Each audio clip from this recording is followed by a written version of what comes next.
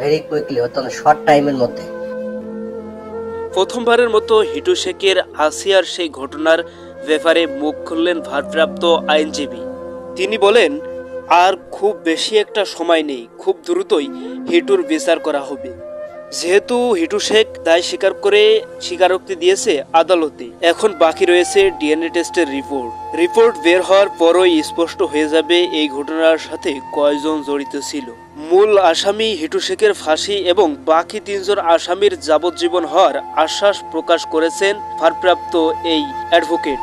আসিয়ার মৃত্যুর 2 সপ্তাহ কেটে গেলেও এখনো কেন বিচার করা হচ্ছে না আসামিদের, এই প্রশ্নের জবাবে তিনি বলেন, আসলে একটা সুষ্ঠু বিচার পেতে হলে অন্তত ন্যূনতম একটা সময় অপেক্ষা করা লাগে।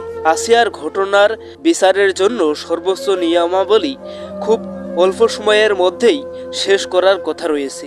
আসিয়ার সাথে ঘটা ঘটনাটি খুবই সেন্সিটিভ একটি ঘটনা, সেক্ষেত্রে আদালত চাচ্ছে খুবই অল্প সময়ের মধ্যে সূক্ষ্মভাবে বিচার প্রক্রিয়া শেষ করে আসামিদের শাস্তি ঘোষণা করতে। তাছাড়া সরকারের পক্ষ থেকেও এই ঘটনা নিয়ে চাপ দেওয়া হয়েছে আমাদেরকে, যেহেতু ঘটনাটি একটি সেন্সিটিভ ঘটনা, যেন এই মামলার কার্যাবলী দ্রুতই শেষ করা যায়। তাই ডিএনএ রিপোর্টটি হাতে আসলেই রায় প্রকাশ করবে আদালত। এদিকে এ মামলার আসিয়ার পক্ষের সকল দায়িত্ব গ্রহণ করেছেন বিএনপির ভারপ্রাপ্ত নেত্রী খালেদা জিয়ার ছেলে তারেক রহমান। তার অবদানে মামলার কার্যক্রম খুব দ্রুতই চালানো হচ্ছে বলে আশ্বাস দেন এই আইনজীবী। তিনি সহ আরো 4 জন আইনজীবী আসিয়ার পক্ষে লড়ছেন এই মামলায়। এখন দেখা যাক কি বিচার পায় আসিয়ার পরিবার, আসামিরা যথাযথ শাস্তি পায় কিনা। ভিউয়ার্স, ভিডিওটি ভালো লাগলে একটি লাইক এন্ড সাবস্ক্রাইব করুন।